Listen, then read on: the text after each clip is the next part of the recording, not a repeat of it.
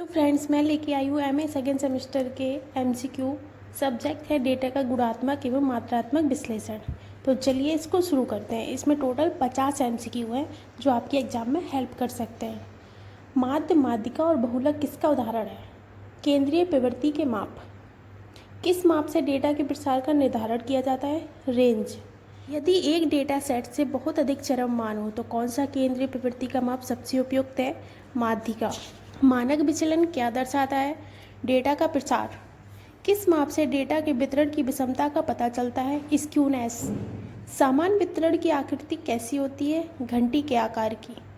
सामान्य वितरण में माध्य, माध्यिका और बहुलक कैसे संबंधित होते हैं? सभी समान होते हैं। जेड स्कोर क्या दर्शाता है? किसी मान का माध्य से विचलन। सामान्य वितरण में लगभग कितने प्रतिशत डेटा ±1 मानक विचलन के भीतर होता है? 68%।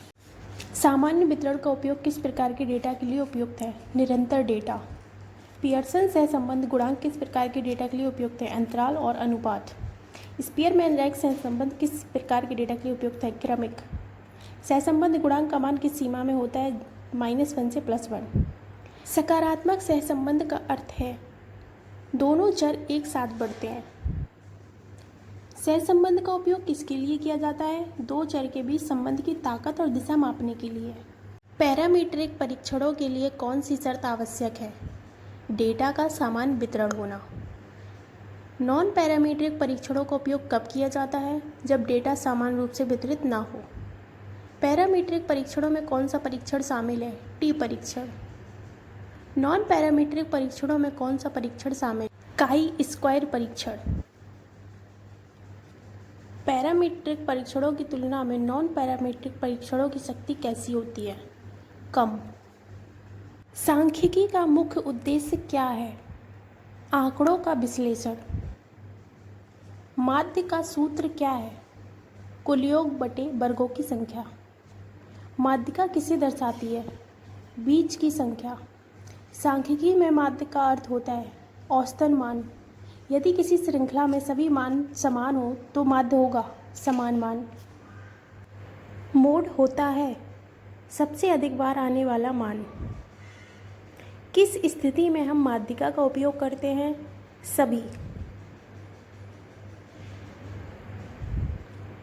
रेंज की गणना कैसे होती है? अधिकतम मान माइनस न्यूनतम मान।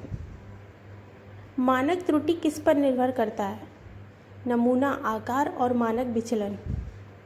यदि सभी आंकड़ों में एक ही संख्या जोड़ दी जाए तो विचलन पर क्या प्रभाव पड़ेगा? कोई प्रभाव नहीं पड़ेगा। माध्य को किस प्रकार के आंकड़ों पर लागू किया जा सकता है? अनुपातात्मक आंकड़े। गुणात्मक डेटा का विश्लेषण किस रूप में होता है? व्याख्यात्मक।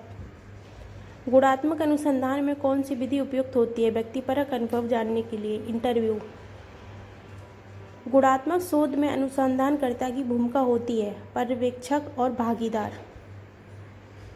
एथनोग्राफी किसका अध्ययन है? सामाजिक और सांस्कृतिक व्यवहारों का। निम्नलिखित में से कौन सा गुणात्मक डेटा संग्रह की विधि नहीं है? गणना। गुणात्मक विश्लेषण में प्रयुक्त थीमेटिक एनालिसिस का उद्देश्य है विषयों की पहचान और विश्लेषण। पैरामीट्रिक परीक्षण का निष्कर्ष अधिक विश्वसनीय होता है जब मान्यताएं पूरी हों। नॉन पैरामीट्रिक परीक्षणों में आंकड़ों का वितरण सामान्य नहीं होना चाहिए। जब नमूना आकार बहुत छोटा हो तो कौन सा परीक्षण उपयुक्त होता है? नॉन पैरामीट्रिक परीक्षण। नॉन पैरामीट्रिक परीक्षण किस प्रकार के डेटा के लिए उपयुक्त है? क्रमबद्ध स्केल। यदि दो चरों के संबंध की दिशा उल्टी हो तो सहसंबंध को कहा जाएगा नकारात्मक। सहसंबंध का निम्नतम मान होता है -1। सहसंबंध का उच्चतम मान होता है 1। दो चरों के बीच सहसंबंध मजबूत है जब गुणांक 0.9 के पास हो।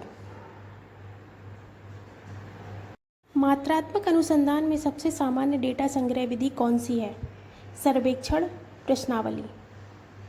प्रसरण का कौन सा माप स्क्वायर यूनिट में होता है? विभेदन।